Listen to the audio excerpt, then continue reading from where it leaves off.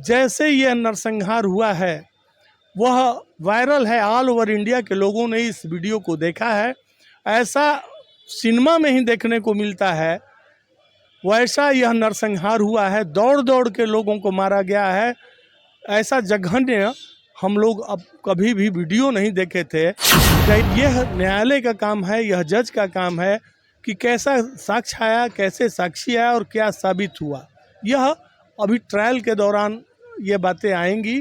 इस तरह ऐसे केस में रेयरेस्ट ऑफ रेयर केस है। हम लोग तो फांसी तक के सज़ा की मांग करेंगे, फांसी तक की सजा की मांग करेंगे। अभी हम बक्सर के सिविल कोर्ट में हैं और यहाँ पे अहियापुर मामला काफ़ी सुर्खियों में रहा और यूपी बिहार से लेकर पूरे देश भर में चर्चा का विषय बना रहा। अभी हम बक्सर के सिविल कोर्ट में हैं। अहियापुर के मामले में जो नरसंहार हुआ था, जिनके घर पे नरसंहार हुआ है, जो पीड़ित परिवार है, उनके वकील अभी हमारे साथ हैं। अभी हमारे साथ उनसे हम बात करने का प्रयास करेंगे। पहले तो स्वागत कर। आपका स्वागत है।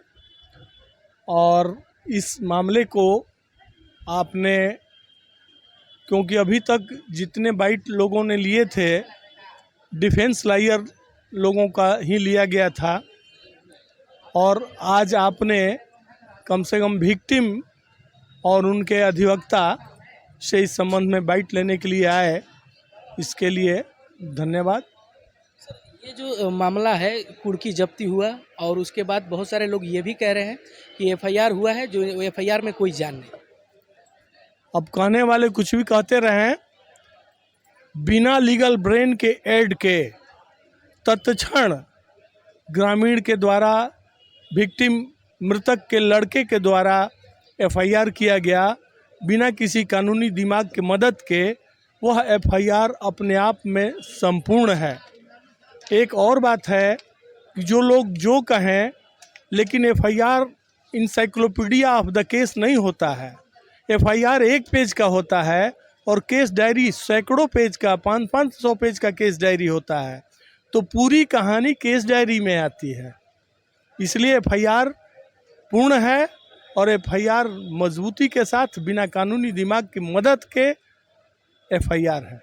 कितने लोग इसमें हैं?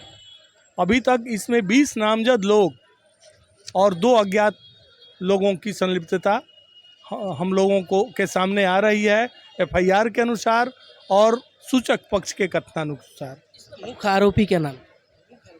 मुख्य आरोपी तो एक दिन पहले से मनोज यादव और संतोष उर्फ संजय यादव और उनके परिजन से ही बालू रखने और ट्रक खड़ा करने के विवाद को शुरू हुआ था दिनांक 23 की संध्या को, और 24 के सुबह 5 बजे यह घटना, यह 20-22 लोगों के द्वारा मिलकर नरसंहार को अंजाम दिया गया।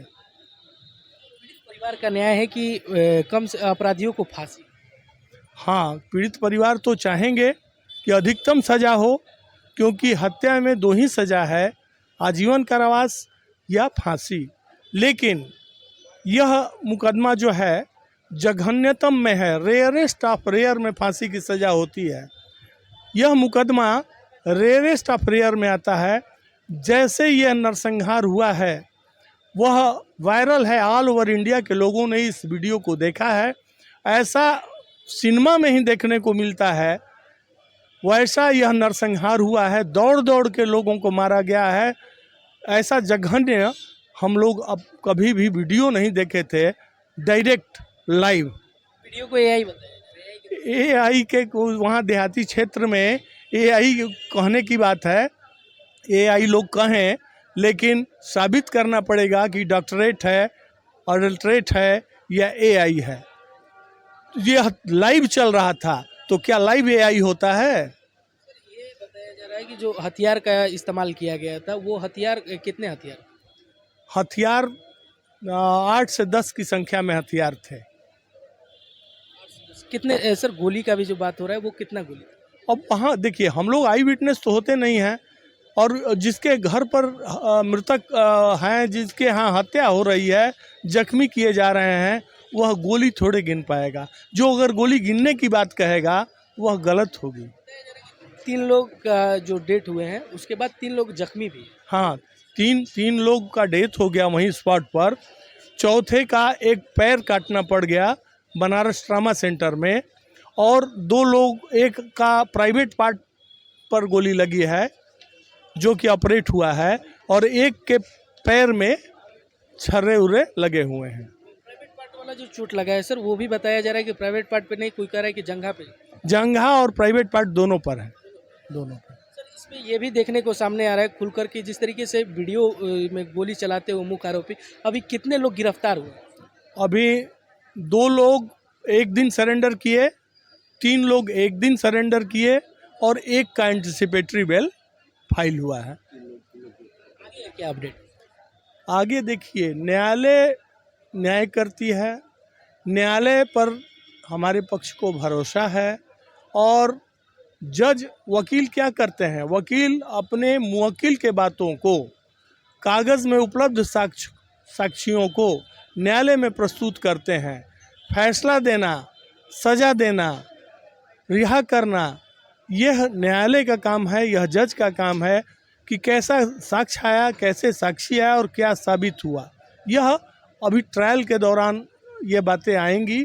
इस तरह ऐसे केस में रेयरेस्ट ऑफ रेयर केस है, हम लोग तो फांसी तक के सज़ा की मांग करेंगे, फांसी तक की सजा की मांग करेंगे। बहुत सारे लोग ये भी कर रहे हैं इसमें बेल में।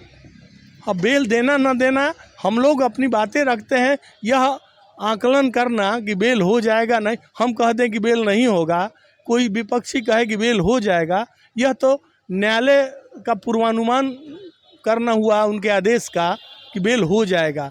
बेल न वकील देते हैं, न पक्ष हम खारिज करते हैं, न लेने वाले वकील बेल लेते हैं। हम लोग अपना आर्गुमेंट करते हैं, बेल देना और न देना यह न्यायालय की बात है, न्यायालय कन्विंस होगा। हमको नहीं लगता है कि बक्सर सेशन न्यायालय से या ऑनरेबल कोर्ट से भी मुख्य अभियुक्तों की जमानत होगी, ऐसा प्रतीत नहीं होता है। आरोपियों को अभी 3 लोग मुख्य आरोपियों में 3 लोग अभी काराधीन है। इस तरह मुख्य तो सब हैं।